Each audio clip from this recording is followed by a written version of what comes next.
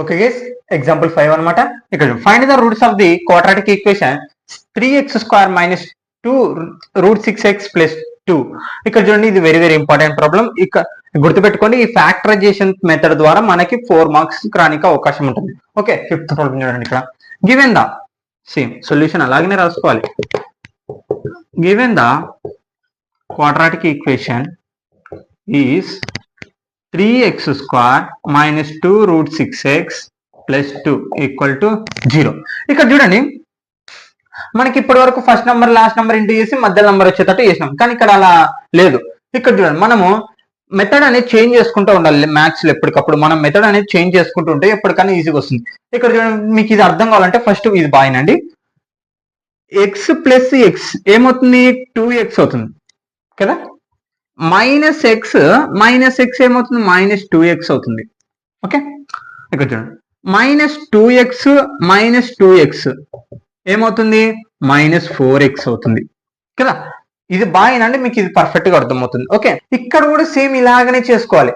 ఇక్కడ చూడండి, 2 root 6x ఉంది అంటే ఇక్కడ చూడండి, minus root 6x minus root 6x అంటే ఇప్పుడు ఏమవుతుంది? మైనస్ 2 రూట్ 6x అంటే ఇక్కడ చూడండి, మనకి ప్లస్ లో ఉన్నప్పుడు మైనస్ నంబర్ మైనస్ ఉన్నప్పుడు ఏం చేస్తున్నాము, లేకుంటే ప్లస్ లో ఉన్నప్పుడు ఎప్పుడన్నా ఆ రెండు కూడి ఎన్ని నంబర్లు ఉన్నాయో రాస్తున్నాం. ఇక్కడ కూడా సేమ్ అంత, అంటే ఇక్కడ రూట్ 6x ఎన్ని ఉన్నాయి? 2 ఉన్నాయి. అందుకే నేను ఇలా చేంజ్ చేసినాను. Minus root 6x minus root 6x ఏమవుతుంది? మైనస్ రూట్ 6x అవుతుంది. మైనస్ 2 రూట్ 6x అవుతుంది కదా. అంటే ఇప్పుడు అంటే ఈ మైనస్ 2 రూట్ 6x బదులు మనం ఇది సబ్స్టిట్యూషన్ చేస్తాం. ఓకే, అర్థమైందా?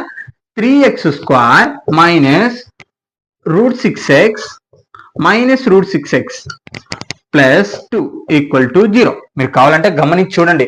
Minus root 6x minus root 6x minus 2 root 6x మనకి మైనస్ నంబర్ మైనస్ ఉన్నప్పుడు ఏం చేస్తాం? మైనస్ గుర్తుపెట్టి ఆ రెండు కూడతాం. సేమ్ ఇక్కడ కూడా అదే చేసినాం. ఓకే, ఇది రాసుకోండి.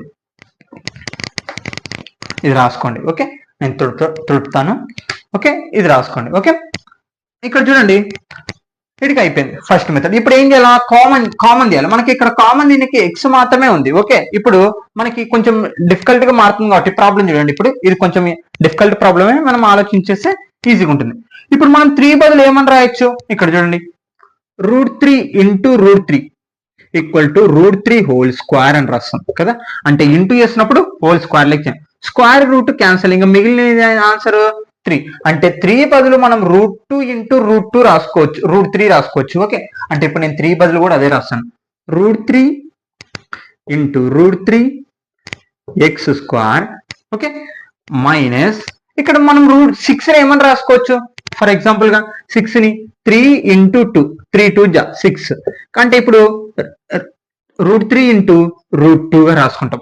అర్థమైందా? ఇక్కడ చూడండి, రూట్ 6 ని ఏమని చేంజ్ చేస్తున్నాం? Route 3 into 2.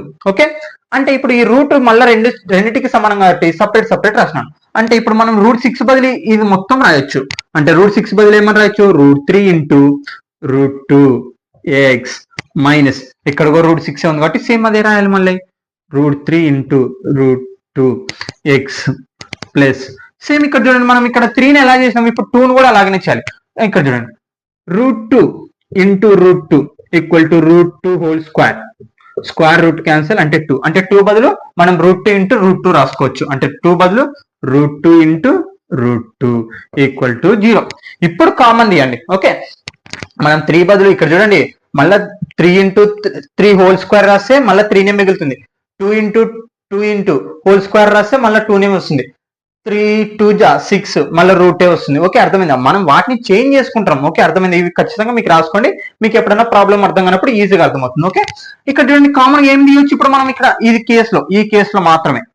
కేసులో మాత్రమే మనం కామన్ గా ఏం తీయొచ్చు? ఇక్కడ చూడండి, ఇక్కడ రూట్ 3 ఉంది, ఇక్కడ రూట్ 3 ఉంది, ఇక్కడ ఎక్స్ ఉంది, ఇక్కడ ఎక్స్ ఉంది. అంటే రూట్ 3x కామన్ తీయొచ్చు. ఓకే, అర్థమవుతుందా? ఇక్కడ చూడండి, రూట్ 3x కదా నేను కామన్ తీసినది. అంటే ఇక్కడ 2 రూట్ 3లు ఉంటాయి. అంటే ఒకటి తీసేసినాం కాబట్టి ఇంక ఎన్ని ఉంటుంది? ఒకటి ఉంటుంది, రూట్ 3. x² అంటే 2x² కాబట్టి ఒక x మిగులుతుంది. ఓకే, మైనస్ ఇక్కడ రూట్ 3 తీసేసినాం కాబట్టి రూట్ 2 ఉంటుంది. ఆల్రెడీ x కూడా బయట తీసినాం కాబట్టి అంటే ఏమొచ్చింది ఆన్సర్? రూట్ 3x మైనస్ 2 వచ్చింది. వీటికి ఒక కేసు అయిపోయింది. ఓకే, ఇక్కడ చూడండి, మళ్ళీ ఇక్కడ ఏం కామన్ తీయొచ్చు?